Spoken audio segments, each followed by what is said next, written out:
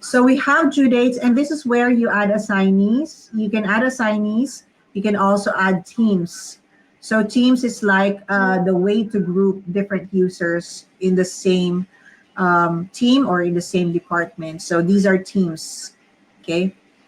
Um, and then you can track your time here. Either you play the button right there, it will get added here in the top right if you want to track your time. Alternatively, you can track your time as well manually. Let's say, well, I did 1 hour for this task, and you can just put it manually. So even if you forgot to put in your time tracking, you can still go back in time and put in your time tracking. So this is, yeah, it's a bit more relaxed, and it's not very strict in terms of time tracking here in ClickUp. So it's more of like an honesty policy kind of thing. Especially with us team at Virtual Champions, we're using time tracking as well. And then here, this rectangle here is the description. This is where you can add more context about the task. So let's just say that I'm a manager and I'm delegating a task to a team member. This is where I would add instructions. I will add links to resources that that person needs to execute the task. I also, a good practice would be to add the objective, to add the reason or the why behind that task. So there are two ways to execute a task. If you are a goal-oriented person, and how you would execute a task is that you will go through the step one by one. So for that kind of person, you would put an SOP or a process document here so that all the steps are already laid out for that person to follow. For the different steps, you can even use checklists for the different steps if you want to. But I suggest use ClickUp document and reference it here, the process document. So if you are a process-oriented person, you will go through that step one by one.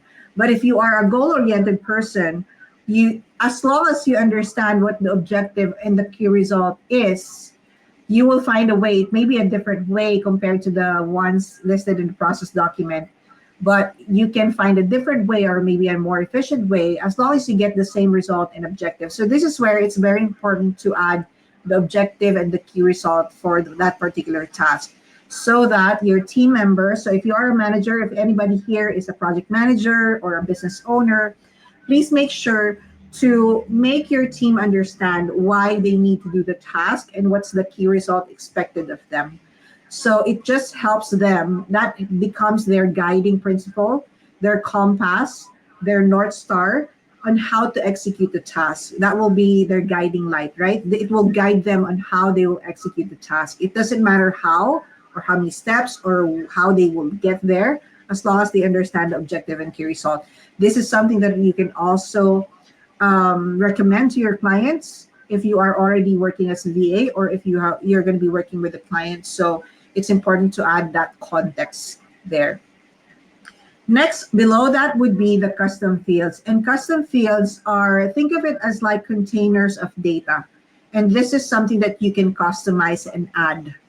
You have different data types in here, which I'm going to be discussing later on because that's going to be part of your homework, right? This is where the custom fields are. Now, one thing that you need to remember is that if the custom field is pinned, it will show up here. But if it's not pinned, it will be in the hidden empty fields, okay?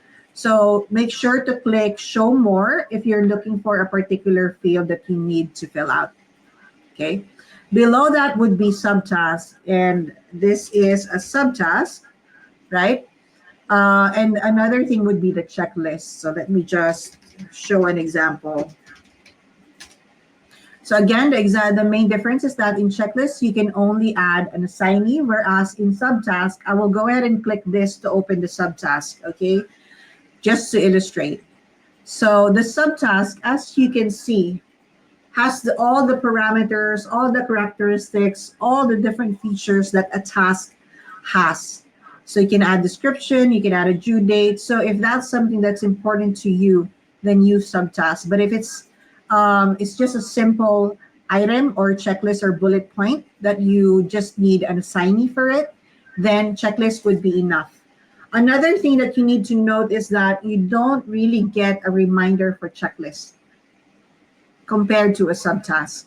So the question is, when do we use subtask and when do we use checklist? So this is my rule of thumb.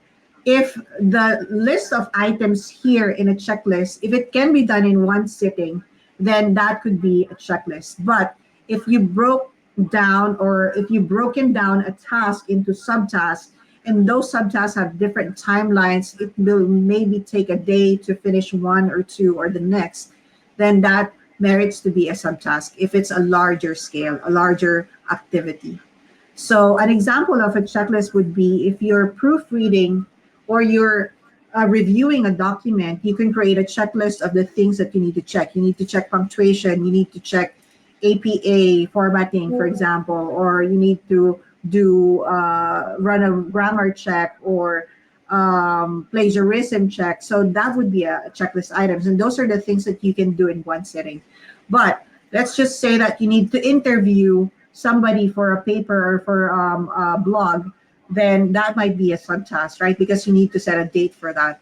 So I think that's one of the examples or the use case when to use subtask and checklist. All right. You can attach and upload files in here. You can even link your Google Drive or Dropbox or OneDrive in here.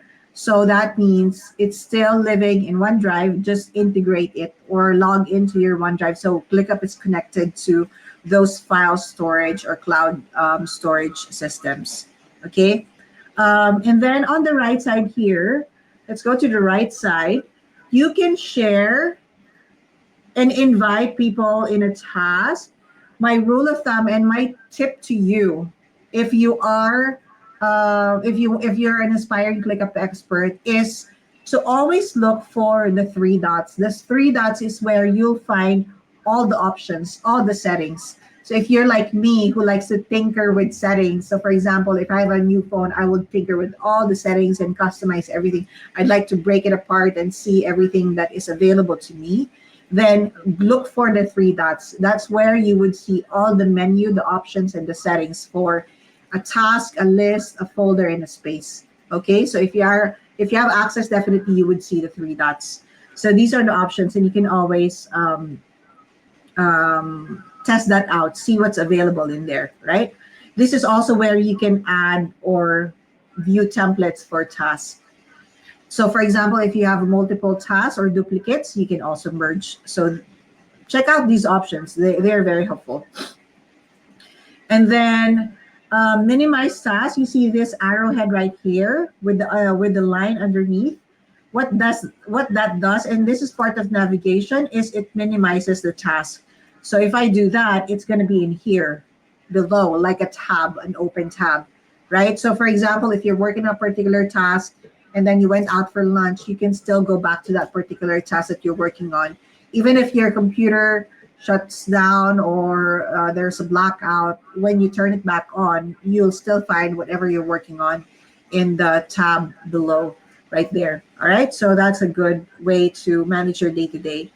And then you have the activity or the log of all the things that's been done or updated in the task. This is going to be helpful, especially for me as a ClickUp expert.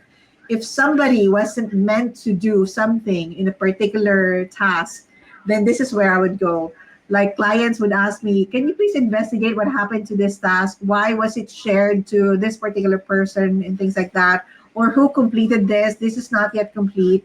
So this is where I would go. I would go to the history of the task, and then I would see there who clicked this, who completed or changed the status. So it's going to say, and this is a log of the user. So there's no hiding, right? So this will also serve as your history for a task. So imagine this is a project, this has been running.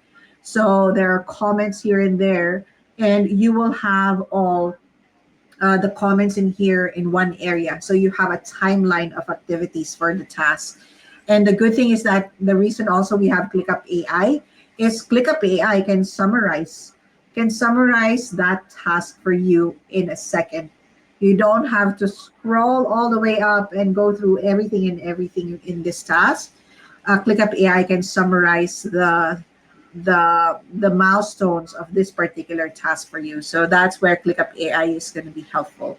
Okay, and then you also have watchers in ClickUp, and this can be annoying if you haven't set up your notifications correctly. So watchers would be if you are the person who created the task, you become an automatic watcher. So what that means is you get an update.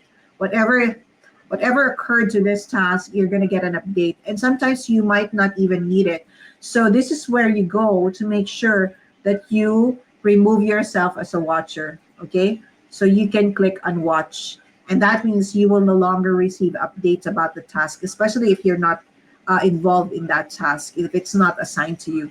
But definitely, if you got tagged in, so you can tag people in here by using the at sign, just like when you're doing it on Facebook or on social media, right? So I can tag Earl, and Earl will get a notification about this task, and automatically he will be a watcher of this task. So Earl will also receive a notification or an email if that's turned on for him. So he can respond to my comment here. Another thing is that if you use two at signs, you can also reference another task. So it makes it easier to collaborate or provide instructions to team members. So if you also added another at sign, you can reference docs. Okay, so how does that work? So for us, if I tag Earl, can you please do this task? You can model from this particular task that I previously done.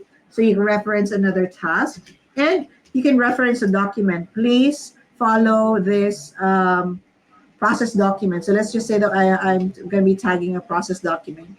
Yeah, process. Please use this process document. So because everything is in ClickUp, all our process documents are also in ClickUp. We use it as a knowledge base. So it makes it easier to reference documents and SOPs to our team members. Okay, instead of going to Google Drive, searching for the file, sharing a link, and then going back to ClickUp. So it makes it easier to just reference and use ClickUp documents for your documents or for your SOPs. Okay, so that's the comment section. There are a few other things that are available here. This is the email. That will only appear if your email integration is set up. Okay, so that means I can send an email using team at Virtual Champion, using HR, and using my email. And it also has like email templates in here. Okay, so we have a few email templates that we've already saved, so we don't have to type them in every time. And then, let's go back to comments. This is the part that I use a lot as well, especially if I'm on, if you're on your laptop, you can use the Loom or the screen recording. So let's just say that I'm providing feedback to a website design. I can start recording and I can show the entire screen, and then I can show them to click here, and my voice can also be recorded in here. And then once I click stop, the recording is going to get attached here. Okay, and then you can hit send. So that means your team member doesn't have to understand your comment and just rely on your instructions in words. It can be more visual, and it's going to provide more clarity on what you want them to do. So that's going to be very helpful, especially if you're working in a team, right? Another thing is you can do voice notes. So, but I don't recommend this. Although if you have ClickUp AI, it changes the game. So for example, if I'm traveling, if I'm on an event, if I'm um, traveling, let's say in my car, I don't have my laptop open all the time, and I only have my phone. Another thing is you can add ClickUp on your iWatch if you have an iWatch. So that's helpful for me as well, because if I'm working out, I don't have my phone even. So at least I get a notification on important updates using my iWatch. So if I'm on the run and I'm in a rush and I don't have the luxury of typing my thoughts, I use voice clips. And if I record a voice clip right here, ClickUp AI will actually transcribe it for me, because that's the downside of voice clips, right? If you do, voice clips, you'd have to go through, maybe it's like 15 minutes of voice clip, right? It's not efficient. You just find the particular task that was delegated to you in that voice clip. So at least ClickUp AI will transcribe this for you if you have ClickUp AI. So it makes it easier for the receiving person. Okay.